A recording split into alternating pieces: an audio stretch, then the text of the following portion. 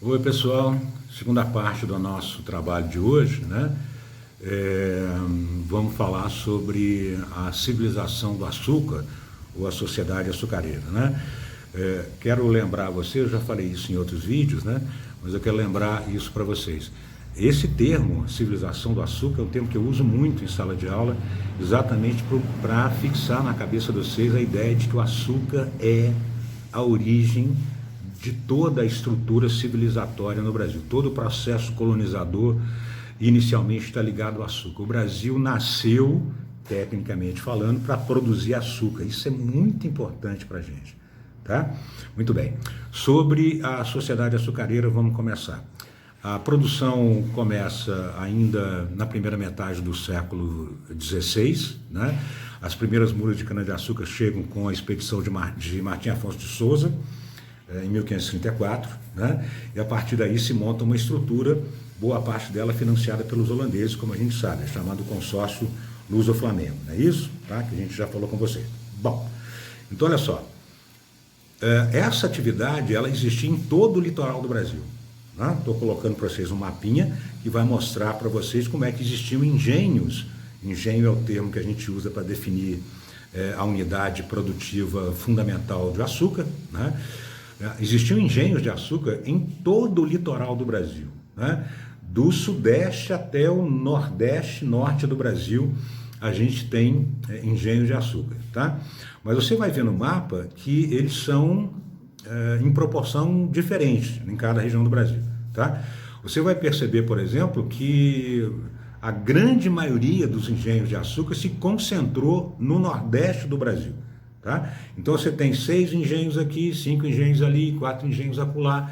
Quando você vai para a região da Bahia e de Pernambuco, ou seja, no nordeste do Brasil, você vai encontrar 60 e tantos engenhos, ou seja, a esmagadora maioria, mais de 60%, 70% da produção brasileira de açúcar se concentrou no nordeste. E a primeira coisa que a gente tem que entender é exatamente isso. Por quê que elas se concentram no nordeste? Né? Elas se concentram no nordeste por algumas razões. A adaptação da planta. A cana-de-açúcar, como você sabe, é uma atividade, uma planta exótica, ela veio da Índia, não existia no Brasil, né? E ela se adaptou muito rapidamente ao tipo de solo que existia na região da zona da Mata Nordestina, né? Na região próxima do litoral. O pessoal da geografia explica isso para você, na composição do solo e coisa e tal. Se adaptou muito rapidamente ali, tá? Outra razão, a produtividade da cana-de-açúcar no Nordeste era enorme, né? A gente tem registro de que a cana-de-açúcar chegava a dar 3 safras por ano, ou seja, plantava, crescia, cortava, crescia de novo, cortava, crescia de novo, cortava, né? O Nordeste do Brasil tem um regime de insolação muito alto, né? De oferta de luz solar, isso é muito importante para a planta produzir o açúcar, né? A fotossíntese, aquela coisa, eu não vou explicar isso para vocês conhecem o processo, tá? E isso determinava uma produtividade muito alta, e produtividade alta significa mais lucro, né? Então, se você era um grande produtor de açúcar e vai para uma região altamente produtiva, isso para você é um grande negócio, tá? E para terminar, para somar a produtividade, a adaptação da cana-de-açúcar, a proximidade com a Europa, é uma atividade voltada para exportação, evidentemente. Nós não estamos produzindo para vender açúcar para os índios, não é verdade? Tá? E o destino disso era a Europa. E o Nordeste, geograficamente, está mais perto da Europa do que o Sudeste. Portanto, o custo de transporte, o frete, é menor, né? Então, você tem uma adaptação mais fácil, você tem uma produtividade maior e você tem um custo menor, né? Os lucros do produtor de açúcar no Nordeste são muito maiores. E, evidentemente, se você viesse para o Brasil produzir açúcar, você vai ficar onde? No Nordeste. Tá? É isso que explica a concentração da indústria açucareira, da agroindústria açucareira do Brasil no Nordeste. Certo? Como é que vai ser a produção? Sistema de plantation. Sistema de plantation é um sistema usado no mundo todo a partir desse período. Infelizmente, usado ainda em alguns lugares, inclusive no Brasil. Né? Uma coisa legal da gente lembrar é que as Nações Unidas consideram hoje áreas onde há predomínio do plantation como áreas economicamente subdesenvolvidas ou em desenvolvimento, né? Quanto maior a presença do plantation numa economia, mais, entre aspas, atrasada é essa economia, né? No Brasil, felizmente, a gente já dinamizou, né? Diversificou muito mais a nossa economia, mas ainda há a presença do plantation. Isso é um problema, né? Como é que é o plantation? Produção para exportação, o objetivo é exportar, grandes unidades produtivas, né? Latifúndios, ou seja, enormes propriedades, a terra é farta, né, minha gente? Então, enormes propriedades, monocultura, ou seja, que produzia um único produto, e esse produto era o açúcar, né? E a mão de obra mais barata possível, certo? Mão de obra é o principal custo do sistema de plantation, tá? Então, evidentemente, se você consegue a mão de obra mais barata que você puder, você aumenta os seus lucros, porque você reduz seus custos com a mão de obra, né? E a mão de obra mais barata que existia na época era a mão de obra escrava de origem africana, né? O tráfico de escravos vai se tornar intenso a partir do século XVI. Vou colocar alguns números para vocês disso aí, né? Havia a legalização desse tráfico, portanto era uma atividade legal e reconhecida. Gente, para você ver como é que é a humanidade, não é isso? Tá? Explicações, inclusive, bastante curiosas, para dizer o mínimo, né? Sobre a justificativa para a escravidão, né? Como a questão do negro não tem alma, aquela coisa toda que todo mundo já ouviu. Mas uma coisa que você não pode perder de vista é que era um grande negócio. Atividade altamente lucrativa, né? E evidentemente onde tem muito dinheiro, né, senhores, tem muito interesse. Olha só, a gente tem registro de que a atividade escravocrata, né, o tráfico de escravos, a compra e venda de escravos, chegava a um lucro de 600% por viagem, beleza?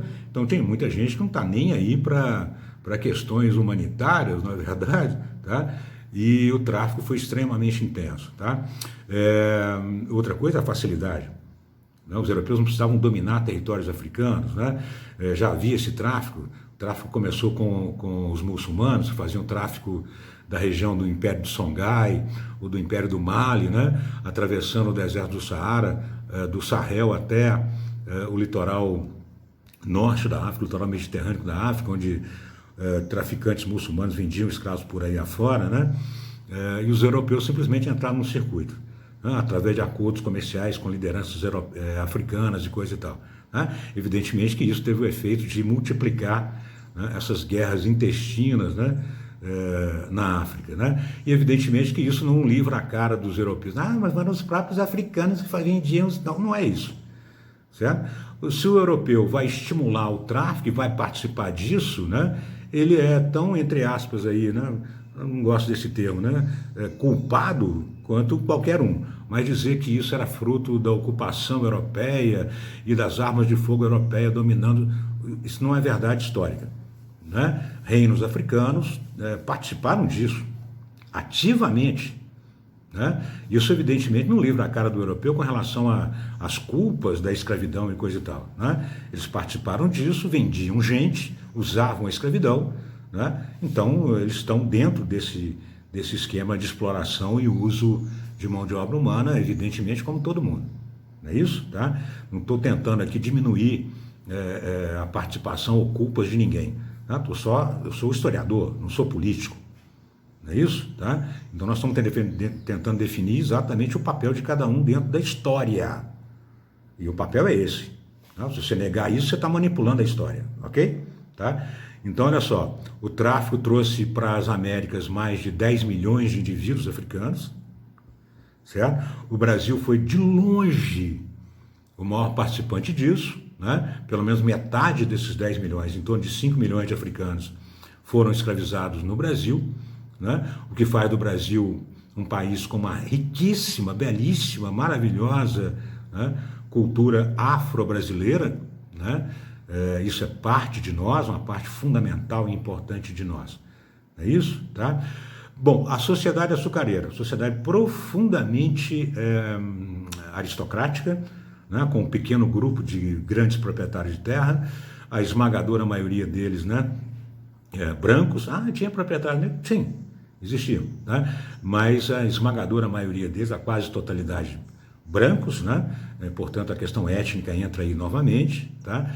E uma grande massa de escravos. Então, basicamente, a sociedade açucareira é dividida entre proprietários de terra e escravos, né? Setores médios, intermediários são muito pequenos, ao contrário da sociedade mineradora, como a gente vai ver depois. Isso é legal para você, presta atenção nisso, né? A divisão social açucareira, esse caráter extremamente violento, né, do ponto de vista social e humano da sociedade açucareira, uma grande massa de escravos controlada por um pequeno grupo de senhores de terra, aristocratas, né?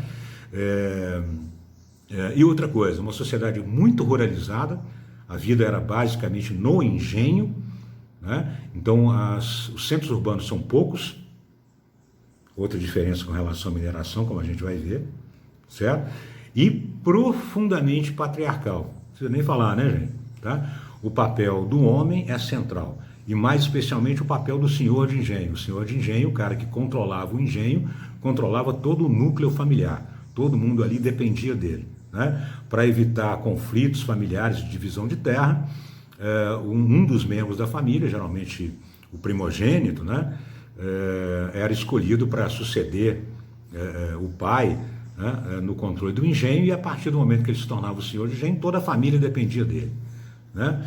O papel das mulheres, evidentemente, numa sociedade patriarcal, é profundamente submisso, né, aos homens. E a violência de todo tipo, psicológica, física, né, é claro, era usada para lembrar as mulheres desse papel submisso, evidentemente. Né, senhores? Tá? A gente ainda tem muitas heranças disso também, infelizmente, no Brasil. Não é, senhores? Tá? Bom, essa é a estrutura fundamental do açúcar, beleza? Tá? Depois a gente volta fazendo um videozinho sobre a sociedade mineradora. Abraço, gente.